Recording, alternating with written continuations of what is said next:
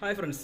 അപ്പോൾ നമ്മളിന്നൊരു വീഡിയോ ആയിട്ട് വന്നിരിക്കുന്നത് എന്താണെന്ന് വെച്ച് കഴിഞ്ഞാൽ, ഇപ്പം സിനിമാ രംഗത്തുള്ളവരെല്ലാം തമ്മിൽ അങ്ങോട്ടും ഇങ്ങോട്ടും പൊരിഞ്ഞ് അടി നടക്കുകയാണ്. പ്രൊഡ്യൂസേഴ്സ് അസോസിയേഷനും താരങ്ങളും തമ്മിലുള്ള അടി നടക്കുകയാണ്. അപ്പോൾ അതിൻ്റെ ഇടയിൽ പുതിയൊരു വാർത്ത വന്നിട്ടുണ്ട്. പുലിമുരുകൻ എന്ന് പറയുന്ന സിനിമയുടെ പുലിമുരുകൻ എന്ന് പറയുന്ന സിനിമയുടെ പ്രൊഡ്യൂസറിന് സിനിമ പിടിക്കാൻ വേണ്ടി എടുത്ത കടം തീർക്കുവാൻ വേണ്ടി KFC, അതായത് കേരള ഫിനാൻസ് കോർപ്പറേഷനിൽ നിന്നും എടുത്ത കടം പോലും ഇതുവരെ അടച്ചു തീർത്തിട്ടില്ല എന്ന് ആ സമയത്ത് KFCയുടെ തലപ്പത്തുണ്ടായിരുന്ന ടോമിൻ തച്ചങ്കരി ഒരു ഇൻ്റർവ്യൂവിനിടയിൽ പറയുകയുണ്ടായി. അപ്പോൾ പുള്ളി പറഞ്ഞതെന്ന് വെച്ചാൽ, നിങ്ങളൊക്കെ പറഞ്ഞില്ലേ പുലിമുരുകൻ എന്തോ വലിയ കോടി ക്ലബ്ബിൽ കയറിയ സിനിമയാണെന്ന്. പക്ഷേ അതിനുള്ള സിനിമ പിടിക്കാൻ വേണ്ടി എടുത്ത ലോൺ പോലും അതിൻ്റെ പ്രൊഡ്യൂസറായ ടോമിച്ചൻ മുളകുപാടം അടച്ചു തീർത്തിട്ടില്ല എന്നാണ് ടോമിൻ തച്ചങ്കരി ഒരു ഇൻ്റർവ്യൂവിൽ പറഞ്ഞത്. അപ്പം 100 കോടി 150 കോടി എന്നൊക്കെ പറഞ്ഞ് ക്ലബ്ബിൽ കയറ്റിയ സിനിമയാണ് പുലിമുരുകൻ എന്ന് പറഞ്ഞ സിനിമ. പക്ഷേ പുലിമുരുകൻ എന്ന് പറഞ്ഞ സിനിമ നല്ലതായിട്ട് കളക്ട് ചെയ്ത സിനിമയാണ്. ഞാൻ പോയിട്ട് എനിക്ക് 2 ദിവസം ടിക്കറ്റ് കിട്ടാതിരുന്ന സിനിമയാണ്. എന്നിട്ട് പോലും ആ സിനിമ, പക്ഷേ അതുവരെയും സിനിമ 70 കോടി 75 കോടി ക്ലബ്ബിൽ 50 കോടി ക്ലബ്ബിലൊക്കെ നിന്നിരുന്ന സിനിമ പെട്ടെന്നൊരു സ്റ്റെപ്പിൽ 150 കോടി എത്തിയെന്ന് പറഞ്ഞപ്പോൾ ഒരു വിശ്വാസക്കുറവുണ്ടായിരുന്നെങ്കിലും, പക്ഷേ ആ തിരക്ക് കണ്ടപ്പോൾ നമ്മളെല്ലാവരും വിശ്വസിച്ചു.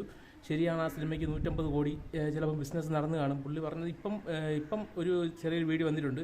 പുള്ളീൻ്റെ പ്രൊഡ്യൂസർ പറയുന്നു, ടോമിൻ തച്ചങ്കരി പറഞ്ഞതിൽ ഒരു വാസ്തവമില്ല. പുള്ളി പറഞ്ഞ വാസ്തവവിരുദ്ധമായിട്ടുള്ള കാര്യമാണ്. ഈ സിനിമ ലാഭമായിരുന്നു. ഈ സിനിമയ്ക്ക് വേണ്ടി 3 കോടി രൂപ പുള്ളി ടാക്സ് അടച്ചു എന്നൊക്കെയാണ് പറയുന്നത്. 3 കോടി രൂപ ഇൻകം ടാക്സ് അടച്ചു എന്നൊക്കെയാണ് പുള്ളി പറയുന്നത്. 3 കോടി രൂപ ഇൻകം ടാക്സ് അടയ്ക്കണമെങ്കിൽ ഒരു ഉദ്ദേശം കാൽക്കുലേറ്റ് ചെയ്ത് കഴിഞ്ഞാൽ പുള്ളി ഒരു 10 കോടി രൂപ ലാഭം കിട്ടുമ്പോഴാണ് 3 കോടി രൂപ, അതായത് 30% എന്നുള്ള രീതിയിലാണ് പോകുന്നത്. 30% ടാക്സാണ് അടയ്ക്കേണ്ടത്. അപ്പം 10 കോടിക്ക് അകത്ത് കിട്ടിയാൽ മാത്രമേ 3 കോടി രൂപ ടാക്സ് അടയ്ക്കേണ്ട ആവശ്യമുള്ളൂ. അപ്പം 10 കോടി പുള്ളിക്ക് പുലിമുരുകൻ എന്ന് പറഞ്ഞ സിനിമയിൽ നിന്ന് ലാഭം കിട്ടിയിട്ടുണ്ട്.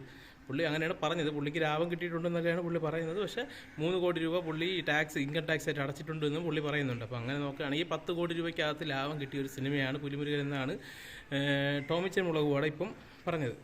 പക്ഷേ ടോമിൻ തച്ചങ്കരി പറയുന്നത്, പുള്ളി പറഞ്ഞ ഈ സിനിമയ്ക്ക് വേണ്ടി എടുത്ത ലോൺ പോലും അടച്ചു തീർക്കാൻ കഴിഞ്ഞിട്ടില്ല എന്നാണ്. പക്ഷേ ടോമിച്ചൻ മുളകുപാട് അതിനെ എതിർത്ത് പറയുന്നുണ്ട്, ആ ലോണ് ആ സമയത്ത് തന്നെ അടച്ചു തീർത്തതാണ്. പിന്നെ എന്ത് അടിസ്ഥാനത്തിലാണ് ടോമിൻ തച്ചങ്കരി ഇങ്ങനെ ഒരു പ്രസ്താവന കൊണ്ടുവന്നതെന്ന് അറിഞ്ഞുകൂടാ. ഇപ്പം ഏതൊരു തമിഴ് സിനിമ എടുത്ത് പുള്ളി പൊളിഞ്ഞിരിക്കുകയാണ്. അതുകൊണ്ടാണ് ഇനി സിനിമാ രംഗത്തോട്ട് ഇപ്പം ഒരു ഇൻ്റർവെൽ എടുത്തിരിക്കുന്നതെന്ന് പുള്ളി പറയുന്നുണ്ട്. ഇതുപോലെ തന്നെ പുള്ളി വേറെ മറ്റുള്ള സിനിമകൾ പോക്കറ്റ് രാജ എടുത്തു കഴിഞ്ഞാൽ 6 കൊല്ലം ഗ്യാപ്പ് എടുത്തിട്ടുണ്ടെന്ന് പുള്ളി പറയുന്നുണ്ട്. അപ്പം അത് റെഗുലറായിട്ട് എടുക്കുന്ന ഗ്യാപ്പാണ്. പിന്നെ ഇപ്പം കുറച്ച് ദിവസമായിട്ട് എടുക്കാത്തത് എന്താണെന്ന് വെച്ചാൽ, ഒരു തമിഴ് സിനിമയിൽ നിന്നും ബിസിനസ്സിൽ നിന്നുമൊക്കെ നഷ്ടമുണ്ടായത് കൊണ്ടാണ് ഇപ്പോൾ ഒരു ഗ്യാപ്പ് എടുത്തിരിക്കുന്നത്. ഉടനെ തിരിച്ചു വരുമെന്നും പറയുന്നുണ്ട്. അത് മാത്രമല്ല, നമുക്ക് നോക്കേണ്ട സുരേഷ് കുമാർ എന്ന് പറയുന്ന പ്രൊഡ്യൂസേഴ്സ് അസോസിയേഷൻ്റെ മെയിൻ ആൾ എന്ന് മാത്രമേ പറയുന്നുള്ളൂ. അതിൻ്റെ മെയിൻ ആളിപ്പം ലീവ് ആയതുകൊണ്ട് പുള്ളിയാണ് ഇപ്പോൾ മീറ്റിംഗ് എല്ലാം സംഘടിപ്പിക്കുന്നത്. അപ്പം പുള്ളിയും പറഞ്ഞു, അപ്പോൾ നിങ്ങൾ പറഞ്ഞ പുലിമുരുകൻ എന്ന് പറഞ്ഞ സിനിമ എത്ര കോടി കളക്ട് ചെയ്തെന്ന് പുള്ളിക്കറിയാം. അങ്ങനെയൊന്നും കളക്ട് ചെയ്ത സിനിമയല്ലെന്ന് പുള്ളിയും ഒരു ഇൻ്റർവ്യൂവിൽ പറയുകയുണ്ടായി. ഇപ്പം ഡൊമിനിക്കിൻ്റെ ബഡ്ജറ്റ് 19 കോടിയാണ്, അതിൽ വെറും 4 കോടി രൂപ മാത്രമേ പ്രൊഡ്യൂസറിന് കിട്ടിയിട്ടുള്ളൂ എന്ന് പറയുമ്പോൾ വിശ്വസിക്കുന്ന മോഹൻലാൽ ഫാൻസ് സുരേഷ് കുമാർ പറയുകയാണ്, ഇത് പുലിമുരുകൻ എന്ന് പറഞ്ഞ സിനിമയ്ക്കകത്ത് ലാഭമില്ല എന്ന് സുരേഷ് കുമാർ പറയുകയാണെങ്കിൽ അതും നിങ്ങൾ വിശ്വസിക്കേണ്ടി വരും. അല്ലാതെ നമുക്ക് പുള്ളി പറയുന്ന ചില കാര്യങ്ങൾ വിശ്വസിക്കുക, നമുക്കിഷ്ടമുള്ള തള്ളിക്കളയുക എന്നുള്ള രീതിയിലല്ല. അപ്പം ഞാൻ നോക്കുന്നത് എന്താണെന്ന് വെച്ച് കഴിഞ്ഞാൽ, ഈ പുലിമുരുകൻ കൂടിപ്പോയാൽ നമുക്ക് അന്നത്തെ ഇത് വെച്ചിട്ട് ഒരു 60-70 കോടി രൂപ ക്ലബ്ബിൽ കയറി കാണും. അതിനെ തള്ളി 150 കോടി ക്ലബ്ബിലോട്ട് എത്തിച്ചു.